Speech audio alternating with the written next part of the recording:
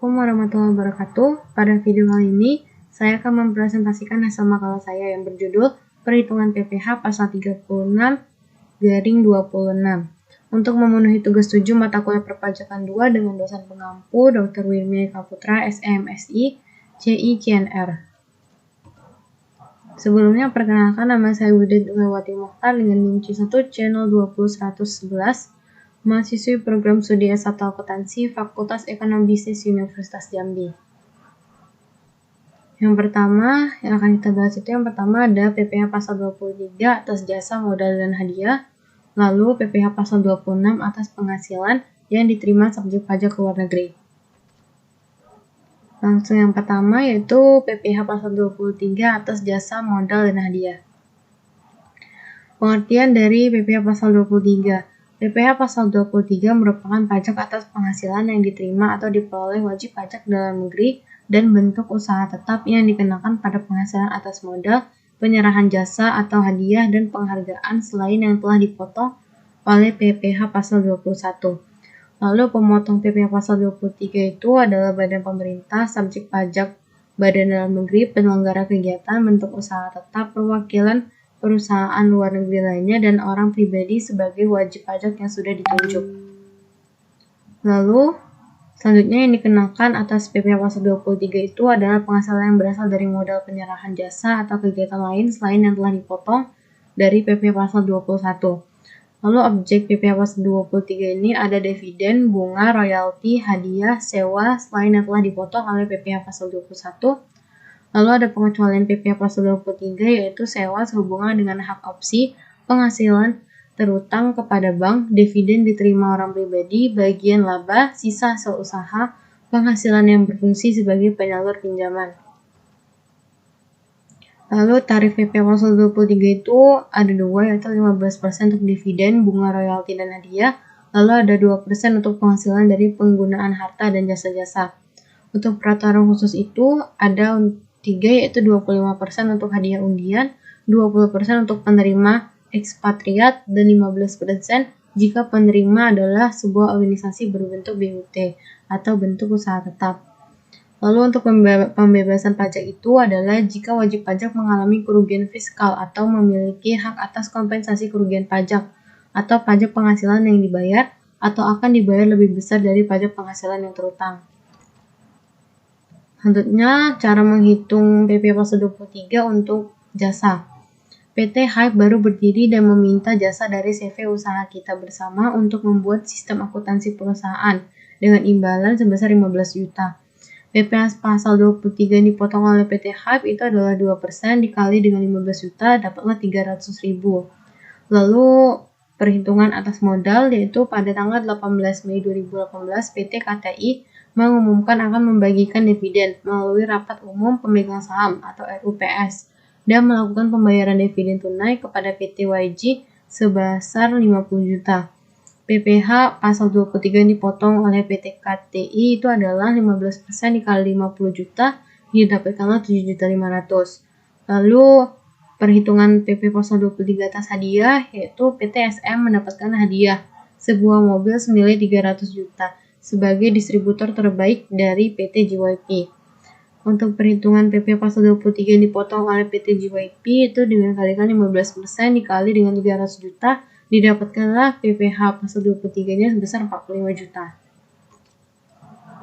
Yang kedua itu adalah PPh pasal 26 atas penghasilan yang diterima subjek pajak luar negeri. Untuk pengertiannya yaitu pajak penghasilan pasal 26 adalah PPh yang dikenakan atau dipotong atas penghasilan yang bersumber dari Indonesia yang diterima atau diperoleh wajib pajak atau WP luar negeri selain bentuk usaha tetap atau BUT di Indonesia. Lalu subjek pajak penghasilan pasal 26 itu yang dikenakan pemotongan PPh pasal 26 adalah wajib pajak luar negeri atau orang pribadi ataupun badan selain bentuk usaha tetap yang menerima atau memperoleh penghasilan. Selanjutnya, objek PPh pasal 26 itu ada dividen, bunga, pensiun, keuntungan dari pembebasan utang, penghasilan dari penjualan atau pengalihan harta di Indonesia, premi asuransi, penjualan atau pengalihan saham. Lalu untuk pemotong PPh pasal 26 itu ada badan pemerintah, subjek pajak dalam negeri, penyelenggara kegiatan, bentuk usaha tetap, perwakilan perusahaan luar negeri lainnya, dan pembeli yang ditunjuk. Sedangkan untuk tarif PPh pasal 26 itu adalah 20% dikali dengan penghasilan bruto. Untuk contoh perhitungannya, ini adalah Niki adalah karyawan asing pada perusahaan PT YG. Niki bertempat tinggal kurang dari 183 hari. Niki sudah beristri dan mempunyai seorang anak. Dalam bulan Mei 2018, Niki memperoleh gaji 5.500 US dollar sebulan. Kurs yang berlaku adalah 14.000 per 1 US dollar. Perhitungan untuk PPh pasal 26 itu adalah penghasilan bruto berupa gaji sebulan, yaitu sebesar 5.500 dikali dengan kurs yang berlaku, dapatkanlah 70 juta untuk gaji Niki selama 1 bulan. Penerapan tarifnya itu yaitu 20% dikali dengan 77 juta didapatkanlah 15.400. PPh pasal 26 atas gaji Niki untuk bulan Mei 2018 adalah sebesar 15.400. Kesimpulannya adalah pajak penghasilan pasal 23 yaitu pajak penghasilan yang dikenakan atas penghasilan wajib pajak dalam negeri atau bentuk usaha tetap yang menerima atau memperoleh penghasilan yang berasal dari modal, penyerahan jasa, atau penyelenggara kegiatan selain yang telah dipotong pajak sebagaimana dimaksud dalam PPh pasal 21 yang telah diatur dalam Undang-Undang Pajak Penghasilan Nomor 23 Nomor 36 Tahun 2008. Tata cara perhitungan pajak penghasilan pasal 23 ini telah sesuai dengan Undang-Undang Nomor 36 Tahun 2008, yaitu dengan menggunakan tarif 2% pelapornya, yaitu pembayaran yang dilakukan paling lambat tanggal 10 pada bulan berikutnya dan pelaporannya paling lambat tanggal 20 setelah masa pajak berakhir.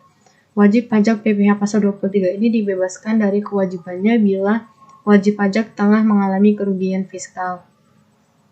Lalu untuk PPh pasal 26 itu adalah pajak penghasilan yang dipotong dari badan usaha apapun di Indonesia yang melakukan transaksi pembayaran gaji berupa dividen, gaji, bunga, dividen, royalti, dan sejenisnya kepada wajib pajak luar negeri. Yang dikenakan pemotongan PPh pasal 26 adalah wajib pajak luar negeri selain BUT atau bentuk usaha tetap. Tarif pajak penghasilan PPh pasal 26 itu adalah 20% dengan syarat pemotongan kecuali memiliki usaha yang sejenis yang berada di Indonesia, terdapat hubungan-hubungan efektif antara badan usaha tetap dengan harta atau kegiatan yang memberikan penghasilan dan pemotongan atas penghasilan yang diterima atau diperoleh orang pribadi atau badan luar negeri yang berubah status menjadi wajib pajak dalam negeri ataupun BUT. Sekian presentasi dari saya. Jika ada yang ingin ditanyakan, saya persilakan. Lebih dan kurang saya mohon maaf. Saya Ridin. Wassalamualaikum warahmatullahi wabarakatuh.